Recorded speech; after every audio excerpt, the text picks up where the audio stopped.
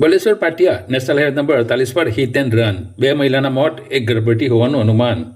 પલસાણા તાલુકાના બલેશ્વર પાટિયા નજીક relief hotel સામે ખાટુશ્યામ મિલ પાસે આવેલા નેશનલ હાઈવે નંબર 48 પર આજે સવારે એક દુઃખદ અકસ્માત સર્જાયો હતો. રિક્ષા નંબર GJ19WB 5143ને કોઈ અજાણ્યા વાહન ચાલકે જોરદાર અડફતે લેતા 2 મહિલાના ઘટના સ્થળે જ મોત નીપજ્યા હતા.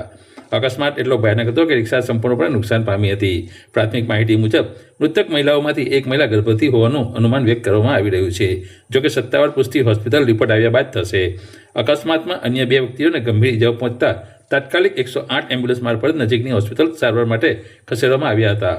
હાલ તેમની સ્થિતિ અંગે વધુ માહિતી મેળવાઈ રહી છે.